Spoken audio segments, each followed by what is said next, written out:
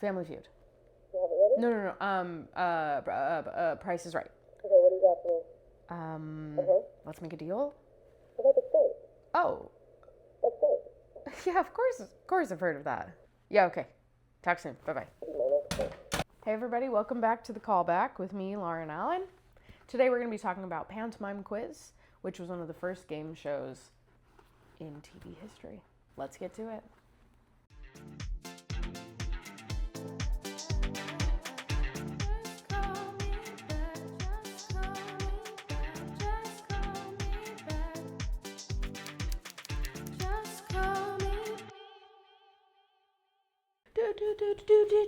You're the next contestant on Pantomime Quiz.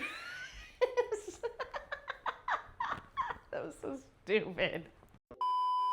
You're the next contestant on Pantomime Quiz.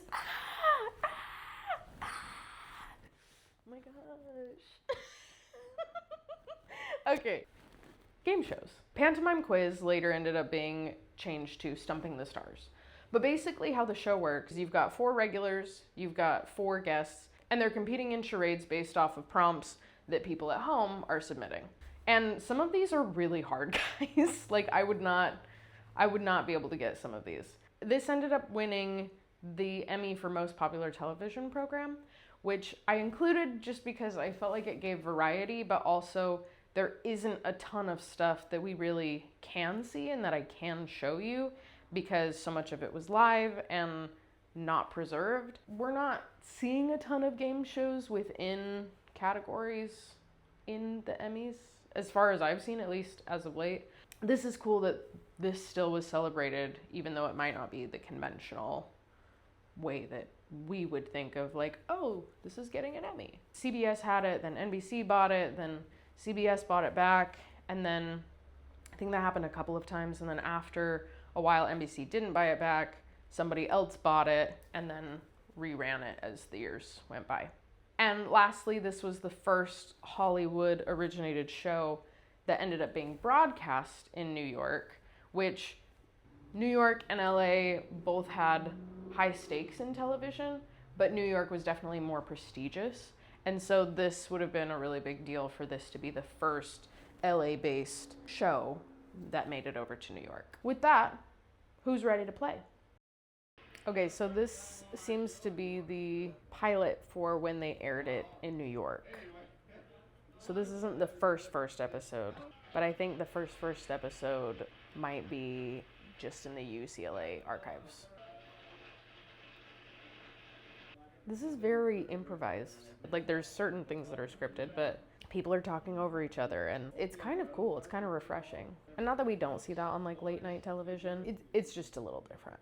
It's kind of cool because you really do feel like this is like a game night you're having in your house.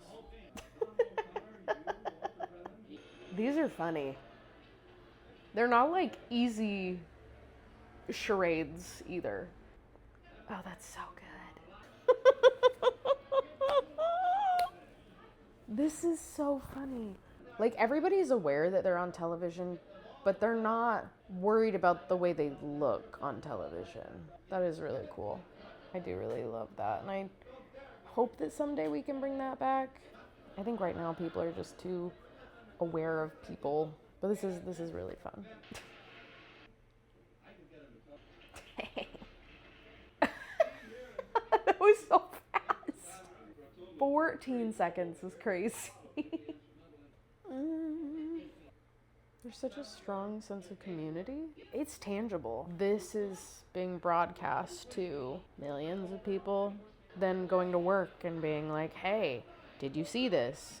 Hey, and that being like the topic of conversation and, people not being so worried about their image or, whatever. I feel like today it just seems like there's a bit more of this like solitude. I don't know. I kind of wish that there was a sense of community that would have bound people together a little bit more.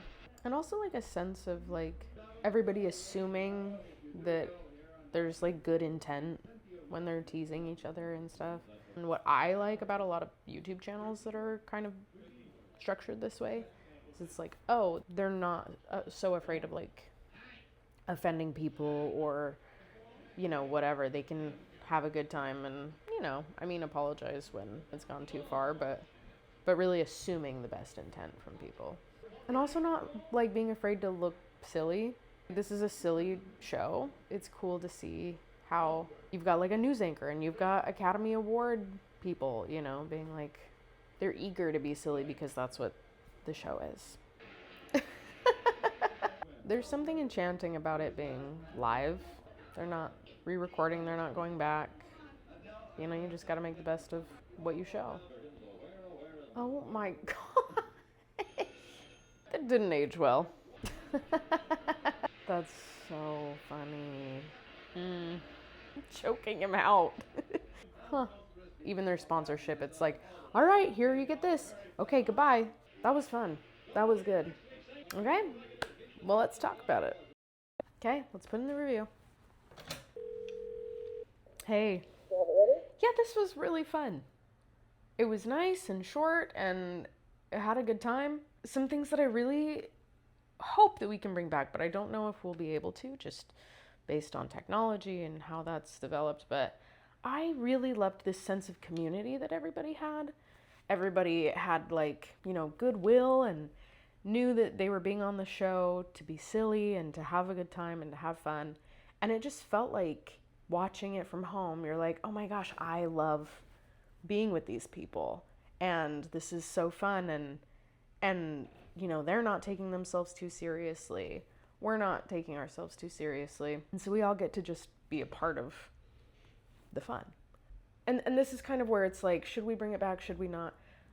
I do think that there were times where people were talking over each other too much, but I liked the sense that people weren't afraid to talk over each other. You really feel like you get to be a part of a real moment. I mean, really the only thing that I didn't like, there were definitely a few jokes that did not age well, but overall it was really enjoyable and I had such a good time, and I don't even know who any of these people are. I think this is a really cool lesson in community and how to like really bring people into a space that's imperfect. Well, you're my top person on the job, so. Don't say anything, but this is actually my first Scorsese film that I've ever seen. But don't worry, I'm on it. Talk soon. Bye-bye. Bye. Thanks for watching. See you tomorrow.